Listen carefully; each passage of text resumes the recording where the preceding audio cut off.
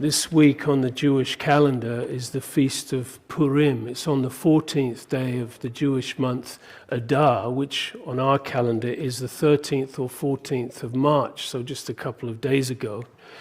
This is an important feast of remembrance, as many of the feasts are, and it's a time of rejoicing and celebration and feasting. And it marks the victory that God brought through Esther and Mordecai over the evil plans of Haman, where they were spared from massacre during the time of the Persian Empire. During this feast, it includes a reading of the scroll or the story or the book of Esther, which we're going to look at together today. And the feast particularly looks to one moment in the story, although there are many acts of providence, one particular moment where there are the casting of the lots, and in fact Purim means lots. It's sometimes called the Feast of Lots. And the book of Esther teaches this all-important principle of providence. And as Christians, that's something that's so precious to us because we look for God's hands of providence in our own lives and we see it. It's easy to use the words coincidence or chance or fate or accident or luck, but we believe that God is active and working and weaving and moving, working things together. We could say that providence is the invisible hand of God acting in the affairs of men to bring about his purposes, and this is key here, by seemingly natural events and causes.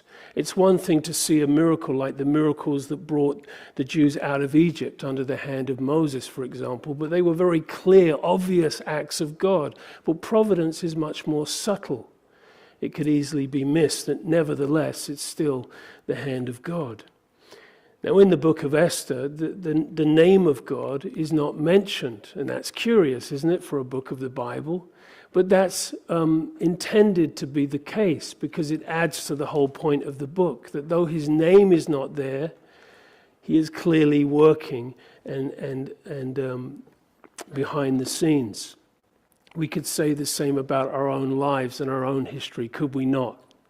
That we recognize times where the invisible hand of God was clearly seen by what he perhaps saw happen in our own lives in preparation, etc. So the book of Esther, let's give it the frame and the setting.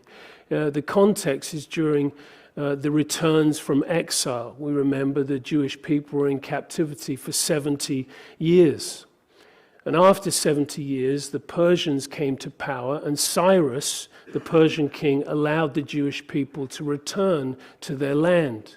The first return was under Zerubbabel. You can read this in the first 6 chapters of Ezra. The second return was under Ezra himself. You can read about in 7 to 10 of Ezra. And then finally there was a return under Nehemiah, and you can read that, of course, in the book of Nehemiah. The events of Esther take place between the first and second return, where Esther was in the Persian capital at the time. Now, Cyrus was the first Persian king. We're just setting the stage. Just focus for a moment. We'll get to the story. He was the first Persian king who turned that captivity. By the time we get to the events of Esther, we're at the time of Xerxes the first, or in the book referred to Ahasuerus. As a typical despot or powerful king, he had unbelievable power and he would make certain decrees and laws. One unique thing relating to the laws of the Medes and the Persians, well, once you made that decree, it could not be reversed, and that's key to our story.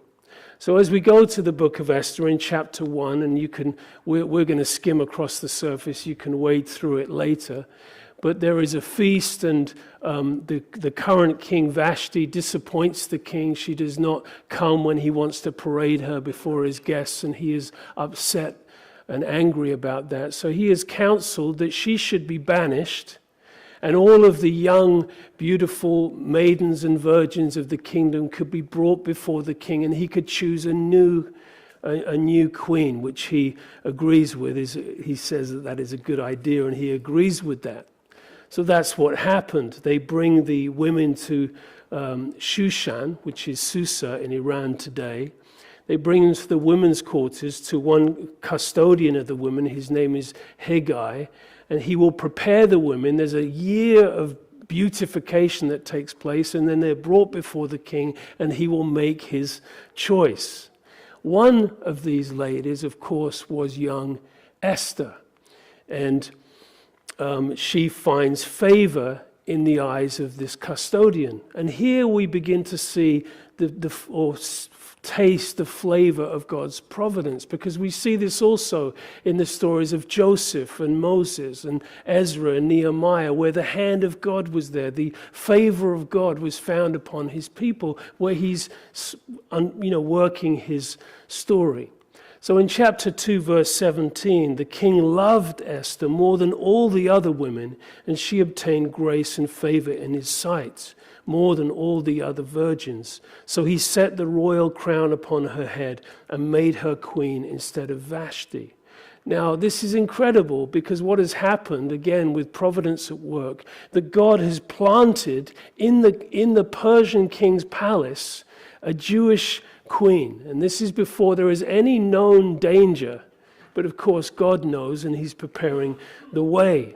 At this point, no one knew that she was Jewish, because Mordecai, who is her cousin, or more of like an uncle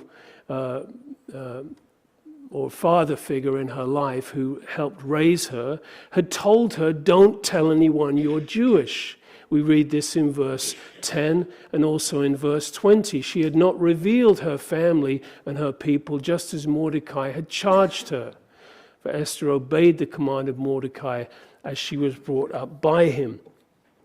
So here we're introduced to Mordecai. Of course, he's the key figure in the book.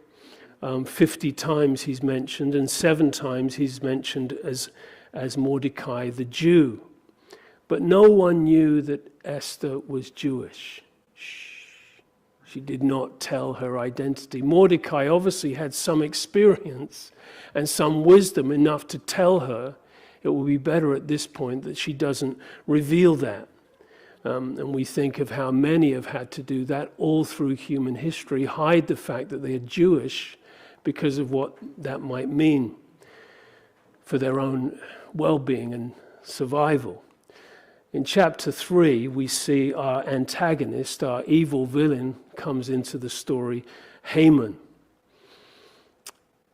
And again, in history, we've seen many histories and dictators and czars and pharaohs and etc., Hitler-type characters who have come onto the stage of history, and there can be great suffering in those cases, and often with the Jewish people.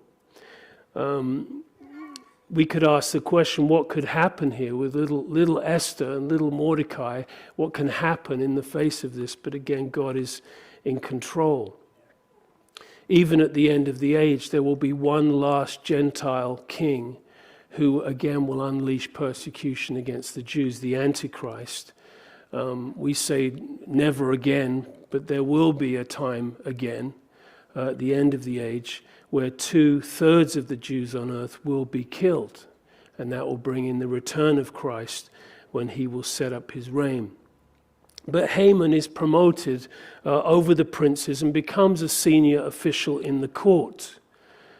Now in chapter 3, in verse 2, all the king's servants who were within the king's gate bowed down and paid homage to Haman, for so the king had commanded concerning him. But note these words, but Mordecai would not bow down or pay homage. He would not kneel, he would not bow, he would not honor Haman day after day.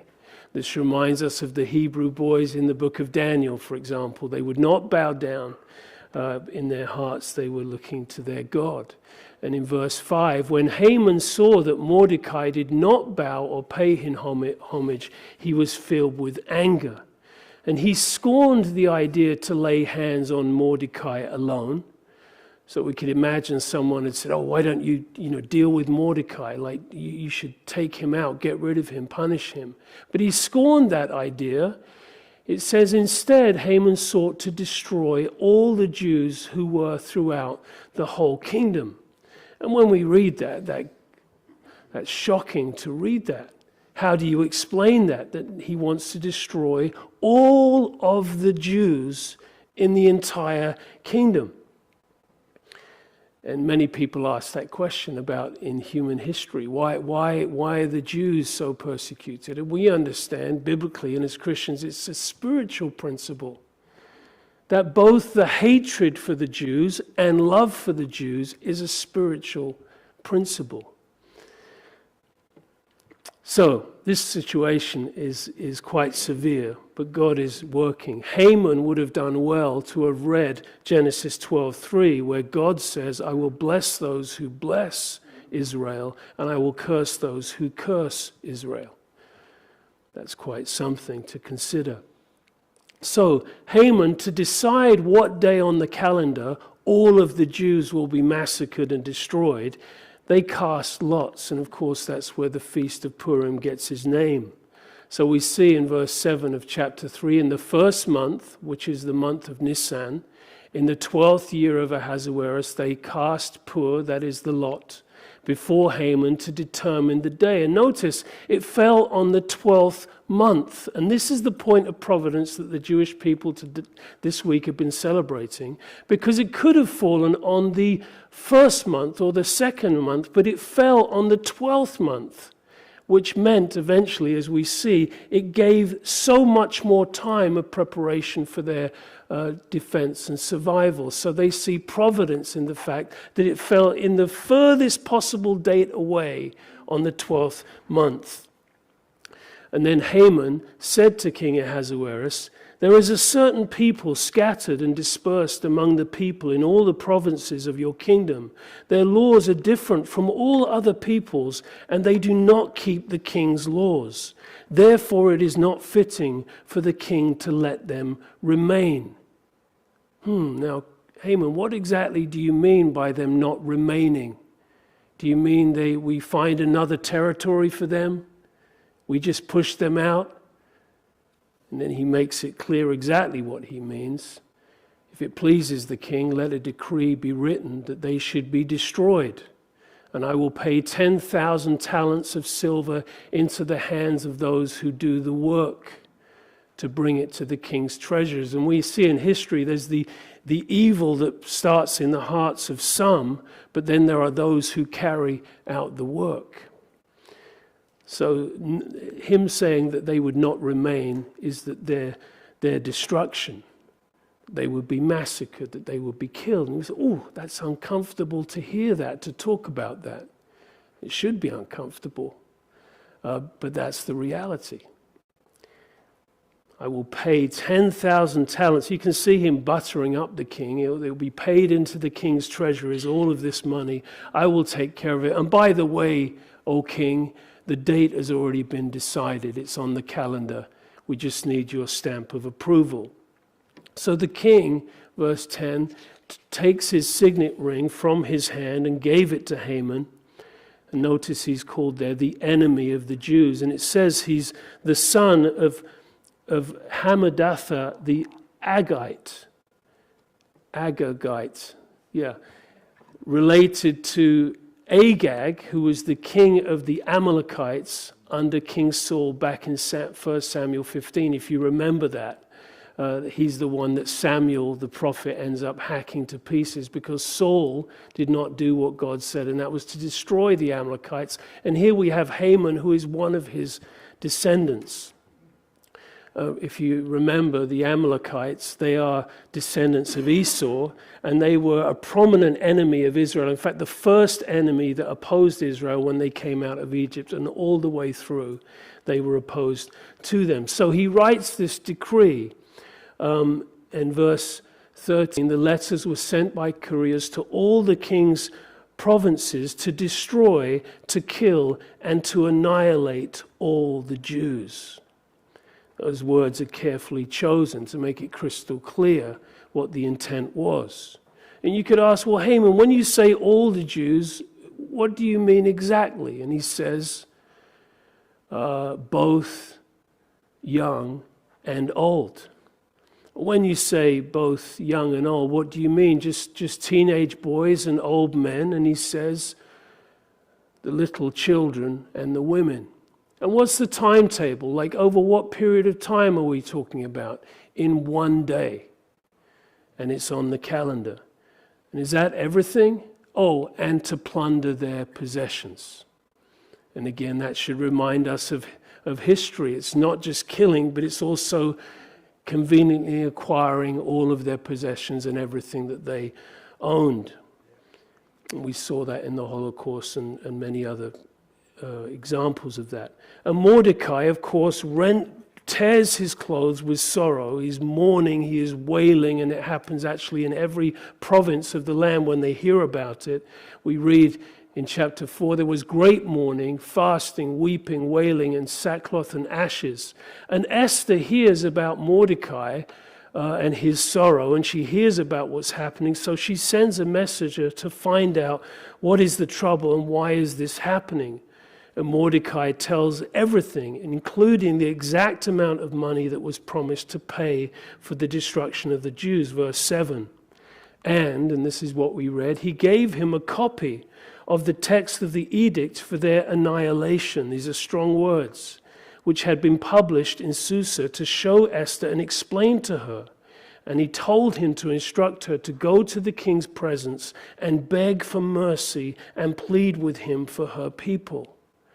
Now, initially, young Esther, we understand she resists this, and she reminds him that there is a law that is written that if anyone will go into the king's court that was not invited, that could be at pain of death.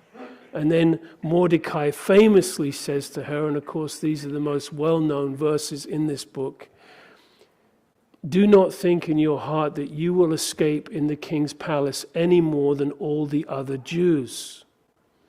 In other words, if it comes to them, it's only eventually it's going to come to you also. For if you remain completely silent in this time, relief for the Jews will arise from another place, but you and your father's house will perish. Yet who knows whether you have come into the kingdom for such a time as this? And that phrase, of course, is filled with that sense of providence. And Mordecai is saying that. Who knows, Esther? I mean, I don't know. But maybe God is in this. Maybe God has set the stage and put you in that place, in the palace, for such a time as this, that you could stand up and you could speak on behalf of your people. You could be an instrument of deliverance for your people. Maybe God has set this up. So Esther risks her life. She, at the end of chapter 4, says, okay, if I perish, I perish, but I'll go.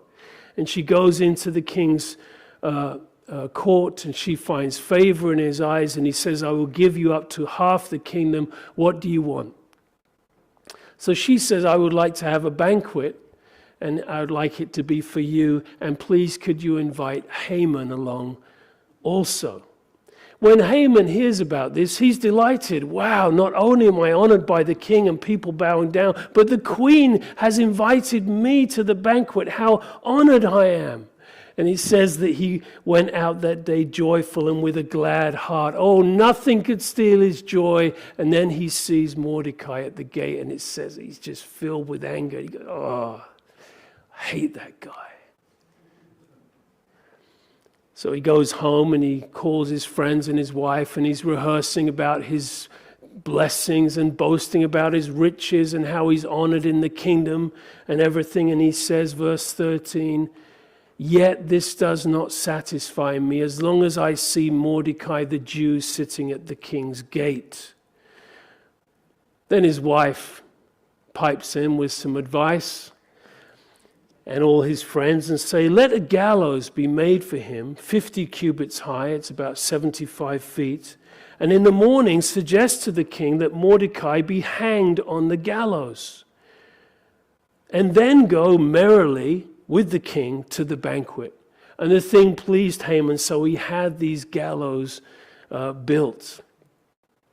Thank you, darling. I know I could rely on you for some good advice. And we have another note of providence. That night, we're told that the king couldn't sleep.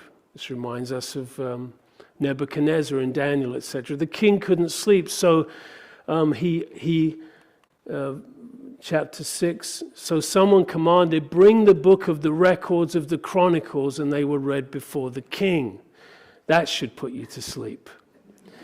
And as he's reading the Chronicles, he hears about this story when there was an assassination plan for him to be killed, and someone discovered it, and because of that, the king's life was spared. And he finds that the name of this person is Mordecai. And you can read of that back in chapter 2. And the king says, what was done to honor this man Mordecai who saved my life? I didn't know about this story. How can we honor him? And he's thinking, I need some counsel. Who can help me decide how we can honor Mordecai? Is there anyone? And at that moment, who walks into the king's court but Haman? We read this in verse 4. The king says, who is in the court? Now Haman had just entered the outer court to the king's palace to suggest that the king hang Mordecai on the gallows that he prepared for him. Now notice this, you've got two men, two characters. They're both thinking about Mordecai. One is thinking about how he can be honored, and the other is thinking about him being hung on the gallows. So Haman comes into the king's court. In verse 6, and the king asked him, before Haman is able to get out his request, the king says, what shall be done for the man whom the king delights to honor? And Haman thought in his heart, whom would the king delight to honor more than me?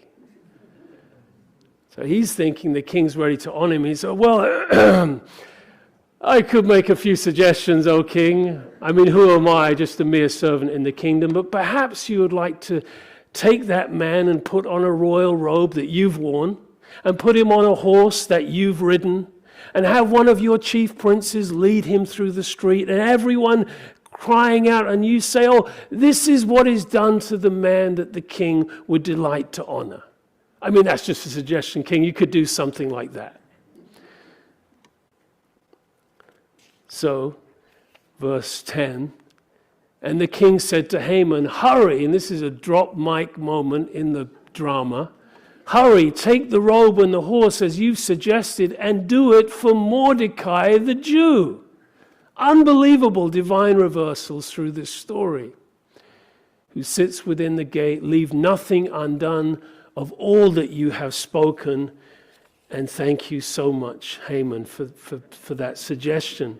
And to add to it, he says, and actually you can be the prince who leads the horse and cries out to the honor of Mordecai. Imagine what is going through his mind. So, afterwards, he hurries back home to his darling wife and friends again. He tells them everything that's happened. He can't believe what is happening in his life. He says, I had to honor Mordecai the Jew. Can you imagine how was your day, honey? Oh gosh, it was as bad as it could get. It could not get any worse than this. And they say to him, you know what? Verse 13, since he's of Jewish origin, you cannot stand against him. You will surely come to ruin and fall before him. What? Why didn't you tell me that before? And while he's processing this, it says, while they were still talking with him, the king's eunuchs came and hastened to bring him to the banquet which Esther had prepared. So think of this. Now they are, let's not read that there. Now they're sitting at the table. There's the king Ahasuerus, there's Haman and Esther. And Haman is sitting there just quietly sipping his soup or whatever, thinking, what is happening to me? This could not get any worse. I can't believe what is going on. And at that moment, the king says to Esther, what is your request?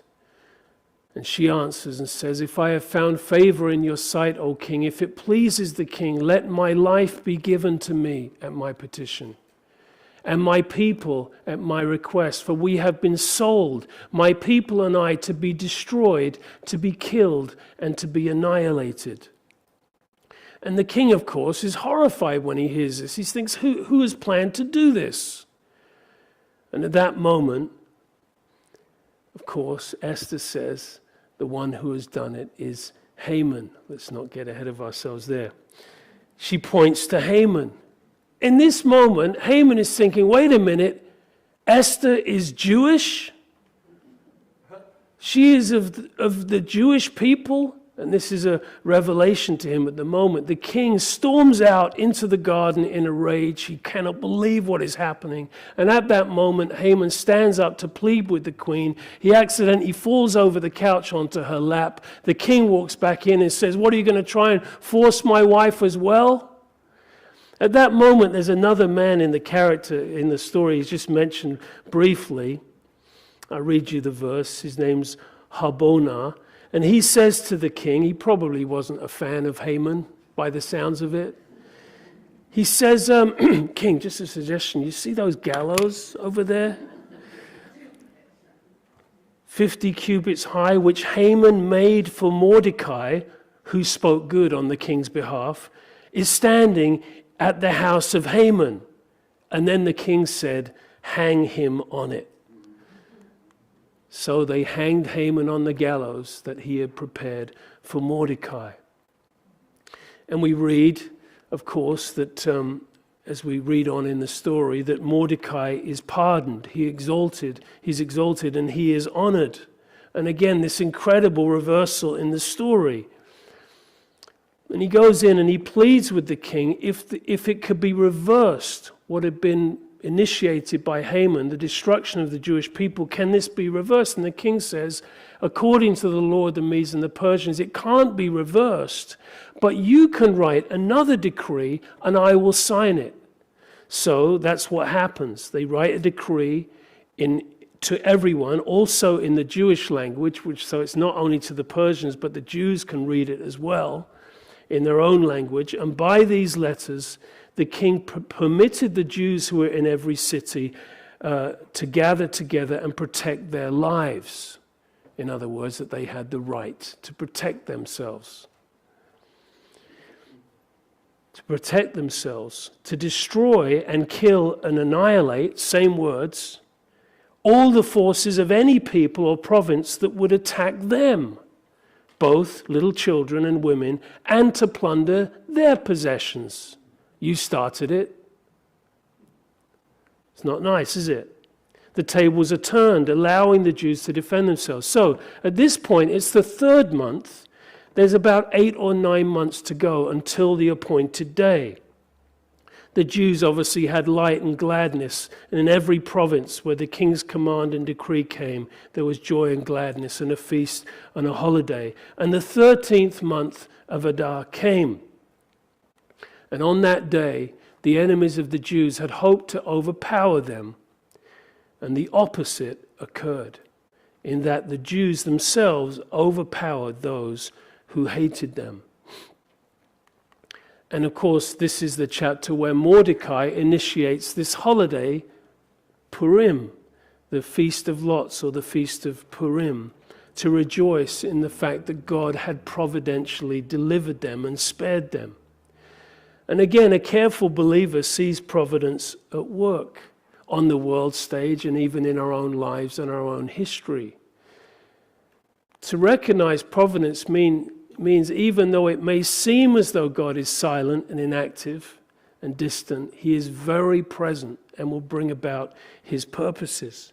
You may ask the question, what about when people come against us or hurt us or betray us? Maybe that's happened in your life, the hands of evil people or men. And the story of Joseph speaks to that, doesn't it? How Joseph was betrayed and sold at the hands of evil men. But what's wonderful about that story, and I remember in my own life at certain points reflecting in that story, and there's something wonderful about it because you see the hands of evil men mixed in with the very evident hand of God. And both of these truths are working. And Joseph recognized that to the point at the end of the book, he could say to his brothers who had betrayed him, don't be grieved or angry with yourselves because you sold me here. Note these words, for God sent me before you to preserve life. And when you read that, you say, wait a minute, God sent you? Your brothers betrayed you and threw you down the pit, and you were into slavery in Potiphar's house and in prison. And at the end, Joseph says, God sent me. That's quite a perspective.